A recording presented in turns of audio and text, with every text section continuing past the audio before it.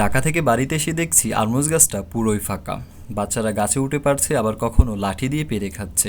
গাছে খুঁজতে খুঁজতে দেখলাম ছোট ছোট কিছু আরমুজ দেখা যাচ্ছে। তারপর আমি একটা পলিথিনে বেঁধে রেখেছি যে বাচ্চারা অথবা পাখি কেউ আর এটা খেতে না পারে। এই আরমুজ গাছটি আমি নিজে কলপ করেছি এবং আমি নিজেই রোপণ করেছি। আমাদের অন্য একটা আরমুজ গাছের ডাল থেকে এই গাছটিকে কলপ করে এখানে এনে রোপণ করেছি। এই আরমুজ রয়েছে নানা জাতের, কখনো দেখা যাচ্ছে লাল রঙের, কখনো দেখা যাচ্ছে সবুজ রঙের, আবার কখনো দেখা যাচ্ছে সাদা রঙের।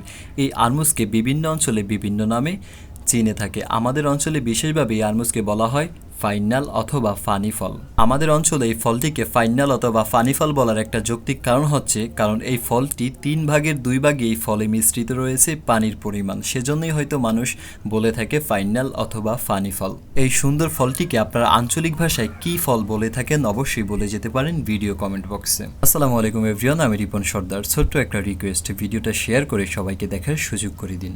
সো গাইস, আরমুজ খেয়ে চলে আসছি চরপানকি বাজার। চরপানকি বাজারে এসে বসেছি শাহিনের দোকানে। আমাদের চরপানকি বাজারের স্পেশাল একটা মেনু হচ্ছে গাভীর দুধের চা। মাঝে মাঝে দূর দূরান্ত থেকে লোক আসে এখানে চা পান করার জন্য।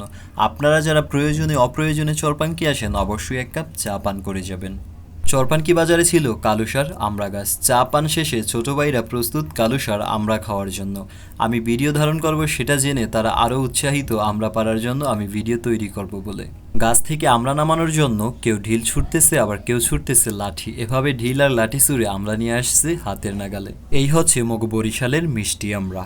আমরা খাওয়া শেষ করে এগিয়ে যাচ্ছি সামনের দিকে ছোট ভাইদের সাথে করে। সাথে ছিল আব্বাস, আরও ছিল রায়হান, ছিল শাকিল এবং ছিল রাজীব এবং আরও ছিল হৃদয়। চলে আসছি হৃদয়দের বাগানে। হৃদয়দের বাগানে এসে খুঁজতেছি খাওয়ার উপযোগী কী রয়েছে। অনেক কিছু খুঁজতে খুঁজতে খুঁজে পেলাম কামরাঙা গাছ।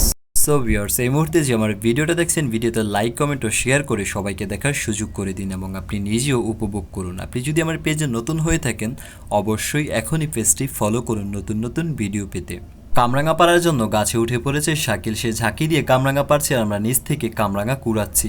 কামরাঙা যদিও টক মিষ্টি হয়, তবুও কামরাঙাটা প্রচুর মিষ্টি ছিল। সত্যি খুবই সুস্বাদু ছিল কামরাঙাটা। কামরাঙা খাওয়া শেষ করে নজর পড়লো কাঁঠাল গাছে। কাঁঠাল গাছের ডালে একটা কাঁঠাল পাখি অথবা ইঁদুরে কেটেছে, ভাবছি হয়তো পেকেছে।